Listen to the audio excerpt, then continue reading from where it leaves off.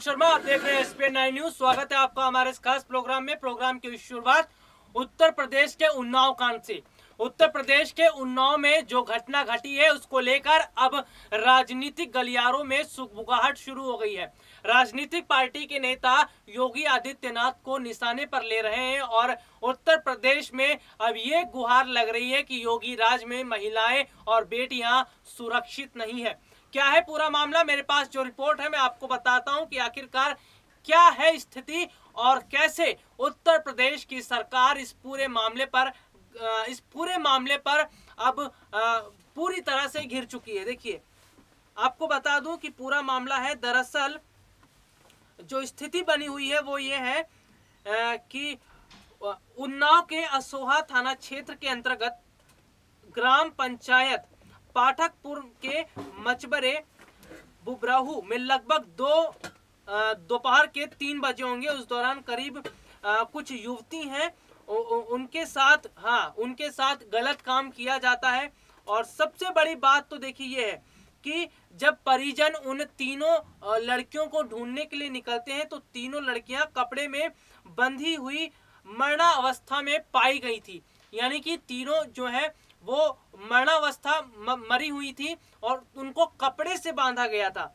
तीनों किशोरियों के परिजनों ने ये सामुदायिक स्वास्थ्य केंद्र जब उन्हें असोहा ले गए तो वहां पर डॉक्टरों ने बताया कि जो स्थिति है वो तीनों जो लड़कियां हैं वो मर चुकी हैं और उन्हें जो है गंभीर उनकी हालत बनी हुई है। बताया जाता है कि घटना की जानकारी मिलते ही जब SP Anand Kulkarni, additional SP Vinod Kumar Pandey और सीओ भारी फोर्स के साथ मौके पर पहुंचे और पुलिस ने अधिकारियों ने घटनास्थल पर बारीकी से निरीक्षण किया।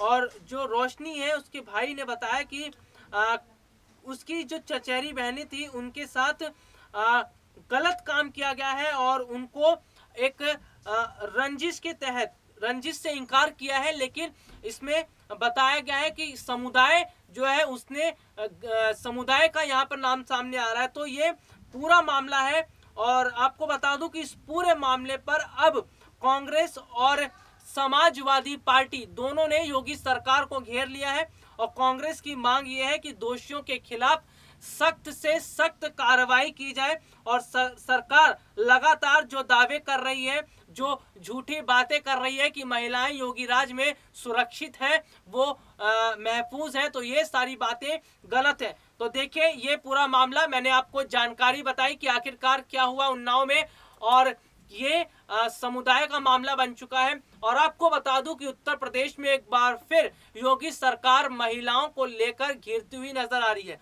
अभी तक ये देखने को मिलता रहा है कि योगी सरकार ने इस तरह की बातें, बहुत बड़ी बड़ी बातें कही हैं कि योगी राज में महिलाएं सुरक्षित हैं, बेटियां आसानी से बाहर निकल सकती हैं रात के अंधेरे में या फिर किसी भी समय में। लेकिन ये घटना बताती है कि योगी राज में महिलाएं सुरक्षित नहीं है। और एक बड़ा खुलासा मैं आपको यहाँ पर करके जो बता रहा हूँ, जो बड़ा खुलासा इसमें ये हुआ है कि किसी ने जानबूझकर इनको निशाना बनाया है। यानी कि ये एक अलग वर्ग से आती थी ये तीनों लड़कियां, इसलिए इस खास वर्ग को टारगेट किया गया है। तो ये स्थिति बनी हुई है और तीनों जो लड़कियां थी इन्हें बांध दिया गया था बाकायदा पेड़ से। और जहां पर परिजन इनको ढूंढते हुए पहुंचे तो ये मृत अवस्था में पाई गई। तो बताया जाता है कि अभी भी वर्गों के बीच में, समुदायों के बीच में जो दुश्मनी है, जो लड़ाइयां हैं, वो खत्म नहीं हुई है। और इस पर आपको ज्यादा जानकारी जो है वो मैं ये भी बता देता हूं कि उन्नाव मामले पर कांग्रेस, सपा के साथ साथ अन्य जो विपक्षी पार्टियां हैं वो भी योगी सरकार को घेरने में लगी हैं कि आखिरकार क्यों योगी सरकार इतने झूठ बोल रही है महिलाओं की सुरक्षा को लेकर, बेटियों की सुरक्षा को लेकर। जब योगी राज में महिलाएं और बेटियां सुरक्षित नहीं है तो कैसे वो आगे निकलेंगी। आपको मैं यहाँ पर बता दूं कि पीएम मोदी ने एक समय में नारा दिया था कि बेटियां बढ़ेंगी तभी तो आगे बढ़ेंगी, लेकिन बेटियों को बढ़ने नहीं दिया जा रहा है, उन्हें आगे बढ़ने का मौका नहीं मिल रहा है। तो ये सवाल खड़ा होता है कि जब बेटियां घर से बाहर नहीं निकलेंगी, महिलाएं घर से बाहर नहीं निकलेंगी, तो देश का विकास कैसे होगा? महिलाओं का जो योगदान देश के लिए होना चाहिए वो योगदान कैसे होगा? इसके लिए सरकारों को काम करना बहुत ज्यादा जरूरी है। सरकारें चाहे जो भी हों, लेकिन उनकी सरकारों में सबसे बड़ा मुद्दा और सबसे पहला मुद्दा महिलाओं को लेकर होना चाहिए। आपको मैं बता दूं कि आज हमारे देश की महिलाएं कंधों से कंधा मिलाकर चल रही हैं पुरुषों के साथ। महिलाएं किसी भी क्षेत्र में पुरुषों से कम नहीं है, चाहे वो नौकरी का सेक्टर हो या फिर अन्य सेक्टर हो। हर सेक्टर में महिलाएं बुलंदियां को जो है वो छू रही हैं, आसमान छू रही हैं और अपनी काबिलियत दिखा रही हैं। तो सरकारें जो है उनको पहला काम ये करना चाहिए कि महिलाओं को सुरक्षा देनी चाहिए।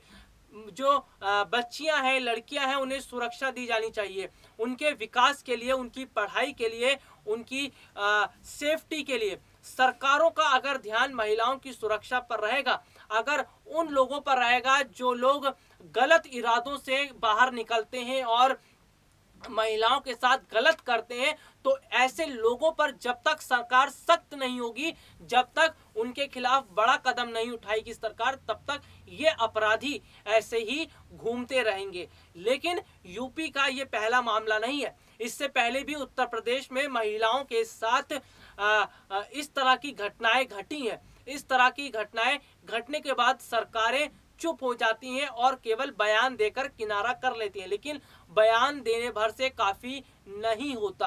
हालांकि योगी सरकार ने महिलाओं की सुरक्षा को लेकर कदम उठाए हैं और वो कदम उठाती भी रहती है, लेकिन इस बार भी योगी सरकार थोड़ा सा चुप नजर आ रही है महिलाओं की सुरक्षा को देखते हुए।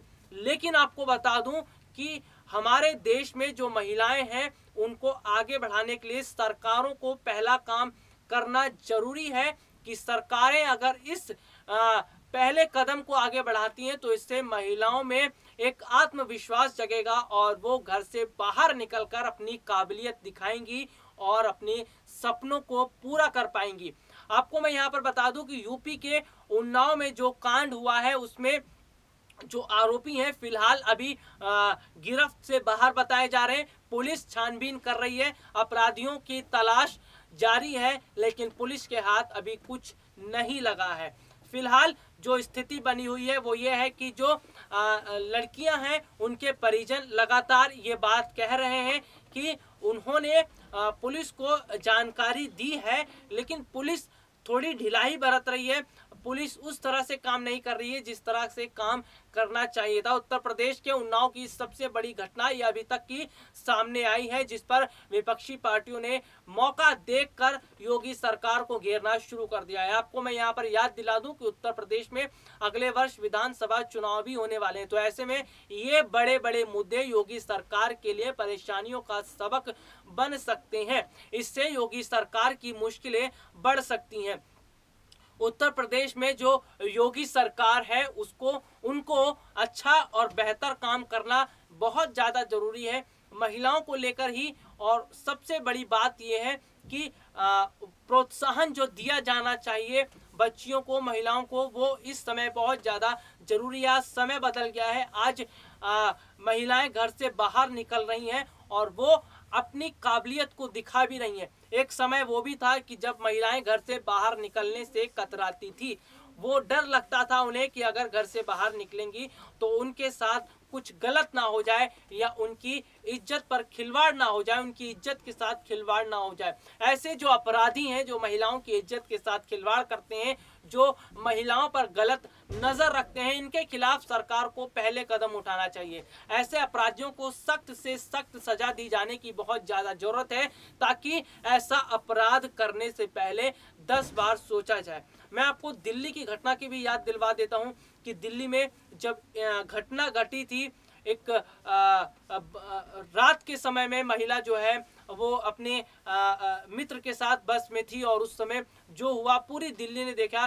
निर्भया जो कांड हुआ था, ये चीजें बताती हैं कि भले ही सरकारें बदल रही हैं, सरकारें बदलती हैं, लेकिन महिलाओं की सुरक्षा को लेकर वो कदम नहीं उठाया जाता जो कदम उठाया जाना चाहिए था। आपको क्या लगता है? अपना कमेंट, अपना जो कीमती जो आपकी समझ है उसको जरूर कमेंट करके बताएं कि सरकार जो है वो महिलाओं को लेकर और क्या कदम उठा सकती है और क्या कदम उठाया जाना चाहिए। अपना कमेंट आप हमें करके बताइए। हम आपके कमेंट को अपने प्रोग्राम में जरूर शामिल करेंगे।